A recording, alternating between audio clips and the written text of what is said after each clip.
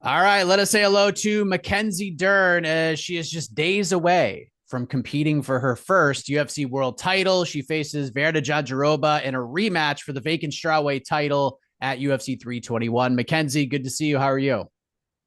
I'm good. I'm good. It's good to see you. Thanks for having me. Of Super course. excited.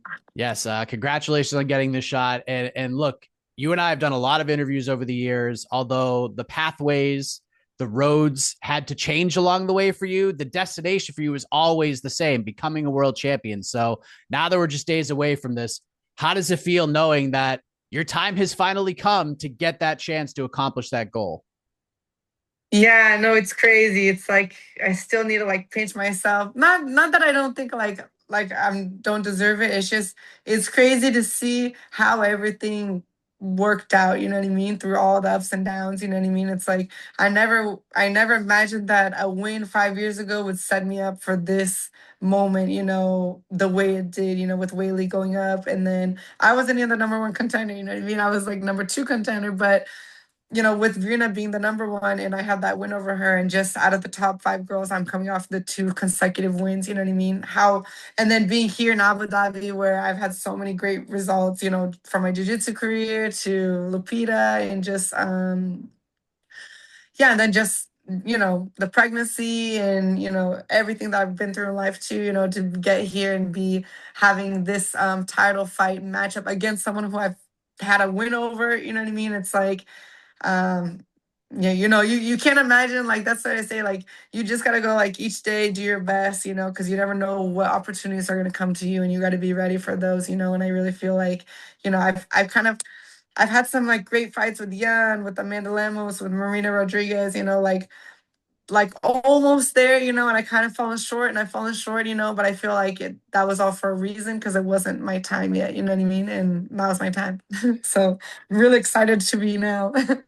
There's so much to unpack with everything you just said there, and I want to touch on almost all of those Sorry. things at some point. No, it's great because you're making my life very very easy. But after Zhang beat Tatiana in February, it seemed like the only thing she wanted to do was move up and challenge for the flyweight title. She hoped she would be able to fight Valentina Shevchenko, and once that fight was over, I mean, I know I was speculating. A lot of my colleagues are speculating that all right, they're going to do Mackenzie Dern versus Virna Jandiroba for the vacant strawweight title. And that's easy for us to say because we're not in the thick of it like you are. Did you expect this? And if so, how long did you think this would be the fight for you? Yeah, I mean, I expected that. I mean, because they were like talking about Whaley going up, I was like, okay, if she does go up, this is the fight that makes sense. You know what I mean? But we didn't have 100. They took forever to confirm if that's what was gonna happen. You know what I mean? So like until they confirm, like, okay, yeah, Whaley is going up. It was like, okay, am I gonna fight for it? Am I not gonna fight for it? And I was just like, I was already like 8 months since my last fight in January against Amanda Ribas. You know what I mean? I was just like, man, I want to fight. I want to fight. I want to fight. I want to pay the bills. I gotta like, I don't want to be too long without fighting. You know what I mean? I want to take advantage of the momentum. And they're like, wait, calm, patience. You know what I mean? And now it was like good. I waited. You know what I mean? But once they announced that Whaley was going up, I was like, yeah, for me, it makes sense, this fight. You know what I mean? With me and Virna. And who knows, things can change and maybe the fight doesn't go great for Whaley and she decides to come back down. But obviously that's a hypothetical type of situation. I know how much of a competitor you are. Is there a part of you that would be a little bit bummed that you didn't get the chance to fight Whaley, or do you not even think about that? No, I'm not thinking about that. I mean, I definitely think that if Whaley was the champion right now of our division, and I mean, obviously, I wouldn't say no to a title shot, but I don't think I'd be ready to fight Whaley right now at this moment of my career. You know what I mean? But I do think that if I do win the belt, um, and then whatever, if we were to fight like at the White House or something in June, I feel like I'd be way more ready and prepared to fight her, you know what I mean? And I mean, I know it's like, okay, it's just like what, 1 year, like a little bit, like 6 months or 8 months difference, like how much better you think you're gonna get in 8 months, but I think just winning the belt, there's like a confidence part that gives you, that you get from that. And it's just that more training, you know what I mean? And more time. And I think that's she was just so dominant in the strawweight division, you know what I mean? So I really just feel like this just kind of is gonna get the girls a little bit, all of us, a little bit more like uplifted, like, hey, we kind of get re-energized, like a little bit more confidence in the whole division, kind of see different matchups and all of us just maturing differently as fighters. And I feel like either me or Virna we would be more prepared to fight her if she does decide to come back down right away. You know what I mean? So I'm not really thinking too much like, that'd be sad. I mean, if she's accomplished so much, so if she does retire, or if she does decide to stay at 125, I wouldn't think too much about it. I mean, it's the fight world. She's been in this for like how long, you know what I mean? So it's not like, oh, I'm only a champion if I beat her, you know what I mean? But I would like to have the opportunity to fight her. You know what I mean? I'm not gonna say that I wouldn't be like, man, it would be very exciting to fight her. But yeah, the main goal is to beat Virna, win the belt, and then we'll see if she comes back down or not. I think if she does come back down, me or Virna will be ready to fight her. And if not, it'll be sad. But there's the strawweight division is growing so much. There's so many tough girls coming up, that people are gonna be bummed. Yeah, and I understand what you're saying because they say that winning the belt's like a power boost. You get almost 20% better just having the belt. It's a weird thing how that works. And as you talked about, this rematch 5 years in the making, this sort of story. And we were living in a whole different world back then. But it was such a Yes. fun fight, and you dug deep, and you did it on the feet in the third round, and I think that opened up a lot of eyeballs. I'm curious, when was the last time you watched that first fight? Because it seems like it was 30 years ago at this point, and you're obviously a much different fighter. Oh yeah, for sure. I watched it like or I think I watched it this week, the beginning of the week. I watched it. The first time I watched it though was in all these 5 years, I watched it like maybe 2 weeks ago, and I was like kind of getting butterflies in my stomach, and I was like, man, I don't remember it being like that, you know what I mean? You just like we were just brawling, you know what I mean? And it's like I like broke my nose, and it was just kind of like with all my battles that I've been through since then, that one had kind of like, fell behind a little bit, because I had my TKO that Jessica Andrade gave me. I had my fight against Amanda Lemos that my face was all messed up. I had my fight with Yan Xiaonan that it was like, she hit so hard, So it was like I had all these other battles after that one kind of got and then I watched it, I was like, man, and we were battling it, and I barely like knew how to throw a jab. That was my first camp with Perillo, like full camp. And he's just like getting me just to do the basics. And I'm like, I won that fight off of like the basic like jab and grit and heart and just the will to win. You know what I mean? So I was way more like daintier. Like still coming back from my pregnancy. And today's days I'm such a different fighter. I mean, Venus, she's grown so much too. She's way more confident than she was back then, you know what I mean? I think just with how well she did with a lot of the girls who I lost to, you know what I mean? So yeah, I think it's gonna be a totally different fight. But yeah, it definitely gave me some butterflies just watching how much we went at it the first time and seeing like, now we'll have 5 rounds and now we're fighting for the belt. So I definitely think we're gonna give it our all. If we give it our all back then for like not even worth anything, just to climb the rankings. Imagine now that we're both fighting for this belt. Yeah, well, it's very interesting, kind of looking back on that fight, and like you said earlier, you've been through so much, and a lot of that is sort of public knowledge, and we won't dive into any of that because you've talked about it a lot. But not only like personally, but professionally, you talked about the ups and downs and the mentality. Because I went back and listened to some old interviews this morning, and just to see the shift of, I guess, how you view fights and opportunities from back when we first started doing interviews to now. Like back then it was, well, if I win this one, I want to fight for the belt, or I want the fastest road to the belt. And then it went Uh-huh, to more of a, whatever happens, happens approach. We're exercising uh-huh, more patience. My time will come. uh-huh. How important has that shift in mentality been for you, both personally and professionally? Because I know personally for me, at times I'm like, go, go, go, let's get there as fast as possible. And if I don't get there in 2 days, I'm pissed off. But maybe I don't enjoy the longer journey as much. You know what I mean? Yeah, yeah, for sure. I mean, it kind of just put me back into perspective, you know what I mean? It's like because your record in MMA and the fans, you have so many critics, you know what I mean? It's kind of like very easy to kind of get like pushed to one side or like to get dismotivated and kind of to give up or things like that.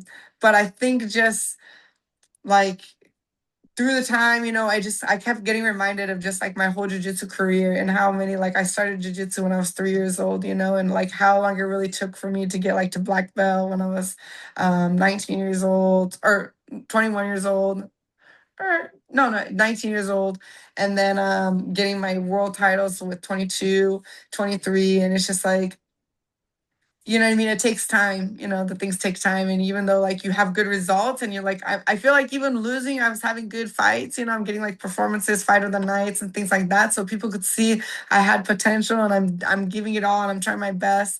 But I mean, just having my coaches and in just helping me get through life and in training, like my coaches, they see how much I try to get better in the gym. I'm not the person who's training and I need to win my rounds. I'm the one who's like I'm putting myself in bad situations because I'm trying to get all my weak points better. You know what I mean? So people see me in the gym, they're like, man, that's Mackenzie. She doesn't look that good because I'm getting beat up, but I'm actually doing something. I'm like working on what I'm really bad at, because I'm trying to like, and I'm working what I'm bad at with like the best of the best. So I'm like, I'm just doing straight boxing with like world champions in boxing. You know what I mean? So of course I'm gonna get kind of because I'm a grappler. You know what I mean? But that's what gets me better. You know what I mean? And so I think just kind of getting it looping it back around to my jiu-jitsu career and just like remembering and when you start to like see the results physically, gaining muscle and getting through stuff. I think with Lupita, I was able to strike with her, and she's a good boxer, and then that's slowly getting your confidence and then getting that win over Amanda Ribas that she beat me my first UFC fight after my pregnancy and just like controlling the distance better with my kicks and getting the takedown and getting the submission. It's like, everything's melting and then you start growing and getting that confidence and you start maturing. And I think that's kind of just what the process has been with like. Yeah, and kind of going with the patience thing in John Anik, I talked to him yesterday talking about this fight and this event, and he said that when he talks about him professionally, each thing is a cone. Like he wants to knock down one cone at a time. He doesn't like to look too far ahead. But I'm sure you have at least thought about the moment of what it would feel like to have Dana White wrap that title around your waist. Like, have you thought about that and how it would feel, or is there a part of you that can't allow yourself to think that far ahead? We have to focus on the fight.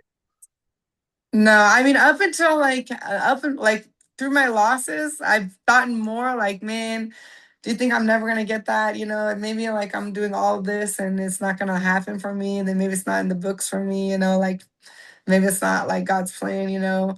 But I'm gonna like keep trying, But since I've gotten like the title, my last two victories, my last two wins, and then since I got the opportunity to fight for the title. I've been visualizing. I've been visualizing this just so many times. Just I've been visualizing the whole fight. You know what I mean? I've been visualizing, like dreaming about like me throwing like flying knees, and I don't even do flying knees. So it's like I'm like visualizing everything. Like this fight in my mind and my dreams has gone so many different ways. But definitely like just getting my hand raised with Dana, with my daughter, like raising her hand with me. You know what I mean? And being there with me. I've definitely like imagined it and seeing it and feeling it and just I feel like it's really coming. So I feel prepared for that. So the prediction is flying knee knockout, you win the belt. Yes, yes. Put your uh, money on it. No, I'm just kidding. what's the I've price never done this. against? I've never done it in training, so don't count on it, guys. That'd be incredible. Last thing I want to ask you about, because you had mentioned being in tough situations, and it kind of brings me back to when I started playing poker. And I see you're playing a lot of poker recently, because if you Sure. play with people you beat all the time, you're just going to get clobbered when you go to the casino and you play with better players. And you see you're participating in a lot of the celebrity poker tour events. Are you enjoying building up those poker chops? Oh yeah, for sure. It's definitely it's definitely a lifestyle and community that they've like welcomed me so much and that I enjoy being part of, and I see myself being part of. I mean, that's what's good about poker. You can play even until you're like 90 years old, you know what I mean? So it's like something that I definitely see myself being involved when I stop fighting, you know what I mean? And just you meet so many great different types of people from so many different backgrounds and cultures and just everything. And it's like it all comes down to like your cards and reading people and controlling your emotions. And I mean, who's never had like a pair of aces and you're trying to like get more chips, you know what I mean? And you're trying to like get, and like I've done that. I've like always just okay, all in, and then everyone gets out, and I don't. And I just get like the blinds, and I'm like, what? You know what I mean? Or have some bad bets, and it's very similar to fighting in a way where like how the high reward, high risk, low reward, and just you having to do those calculations, but kind of quickly, and reading the person and taking advantage of momentums and things like that, and having patience too at the same time, like folding and folding and being okay to fold, and that's okay, you know what I mean? So it helped me a lot to control and just kind of play the mental game. I'm very like I'm an Aries, you know what I mean? So we're very like impulsive and just we think about the consequences after, you know what I mean? And now I've been able to poker's helped me do that, be a better in my opinion, it's helped me be a better fighter because I started playing poker like a year ago. And I got a poker sponsor. I've been doing celebrity poker. I did WSOP.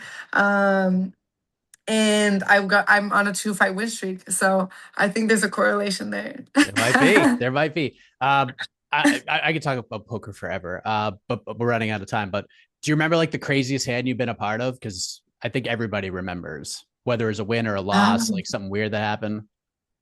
Man, I mean, I have like this thing with pair of eights. I always like I hate going against pair of eights, you know what I mean? Even if there's an eight on the table, you know what I mean? I'm like, there's one eight I've lost like 3 times to people like there's an eight there and then they had a pair of eights, you know what I mean? I've had like pairs of kings and a pair of aces, and I've lost to this freaking the three of a kind of eights. So those I've been a lot of my bad beats, and I've had a couple like once I got um uh, how do you say a straight flush. What? Yeah, it was a straight flush, and it was I mean, it wasn't like a royal one, but it was a straight flush. And I remember like I was super excited about it, and the lady, she was like so confident, and she like did all in, and she had like a flush, but then I had the straight flush. So, and I mean, she was way better than me, but you could tell she was so mad that she lost to me, and I was like, woo. That's a Like super I tough honestly, beat. yeah, exactly. So it was really, really good. Yeah, It's it's like, crazy. Fighting's crazy, poker's crazy, and obviously you got a lot going on in both right now. Big title fight coming up in just a few days in Abu Dhabi, co-main event of UFC 321. Mackenzie Dern facing Virna Jandiroba in a rematch for the vacant strawweight title. Mackenzie, thank you again. I appreciate it. All the best to you heading in and in the fight itself. thank you so much. Great talking to you, and thank you.